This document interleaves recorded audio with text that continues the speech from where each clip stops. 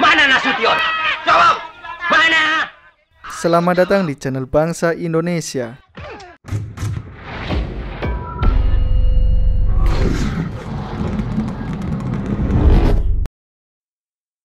Salah satu kekuatan yang paling menentang Partai Komunis PKI adalah TNI Angkatan Darat.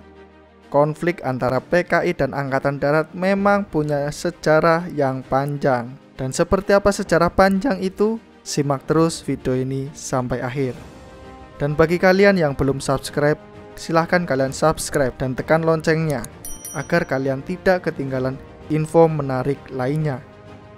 Konflik pertama antara kekuatan PKI dan TNI AD meletus saat Madiun Affair. Musuh dan didukung Laskar Merah memproklamasikan berdirinya negara Soviet Madiun pada tanggal 18 September 1948.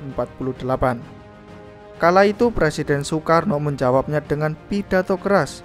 Pilih Republik Indonesia Soekarno-Hatta atau musuh, jelasnya. Dan TNI AD mengerahkan kekuatan divisi Siliwangi untuk melibas gerakan tersebut. TNI merasa ditusuk dari belakang karena saat itu mereka sedang bersiap untuk melawan agresi militer Belanda di depan mata. Namun malah pecah Madiun Affair. Musuh ditembak mati dalam pengejarannya. Gerakan Madiun ditumpas dalam waktu singkat. Dan konflik kedua memanas jelang tahun 1965. Konflik TNI AD dan PKI semakin bersaing. Satu-satunya yang menghalangi pecahnya konflik ini diantara lain mereka adalah Presiden Soekarno. TNI AD menolak mentah-mentah adanya komisariat politik dalam tubuh tentara. Hal semacam ini biasa diterapkan dalam negara komunis.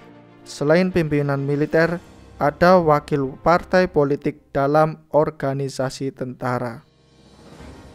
Lalu rencana PKI membentuk Angkatan Kelima juga digagalkan TNI AD. Saat itu, PKI meminta buruh tani dipersenjatai untuk kepentingan bela negara. Berkaca dari tahun 1945, TNI AD jelas menolak karena punya pengalaman sulitnya mengatur laskar-laskar bersenjata.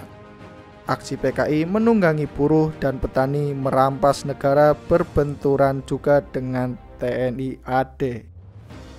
Dan puncaknya adalah peristiwa Bandar Betsi di Simalungun, tepatnya Sumatera Utara. Ribuan petani menyerobot tanah milik perusahaan perkebunan negara. Seorang anggota TNI, Pelda Sujono, tewas dicangkul. Panglima Angkatan Darat Jenderal Ahmad Yani marah besar dengan hal itu. Yani meminta kasus itu diusut tuntas.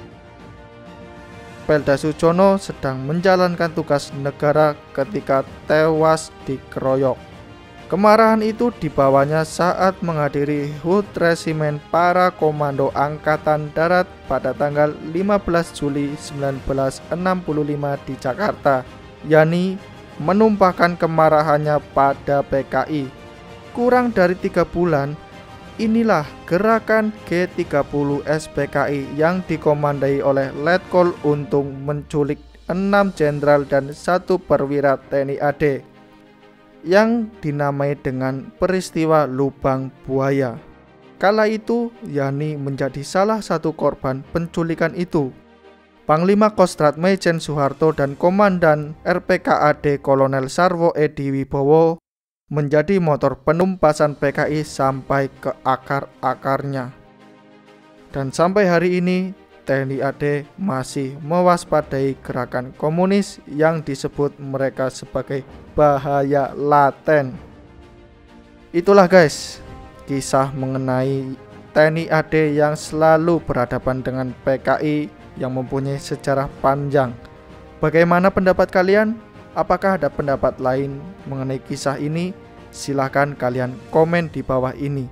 Dan kalian jangan lupa share video ini ke kawan-kawan kalian ataupun like dan subscribe. Terima kasih telah menonton. Sampai jumpa di video berikutnya.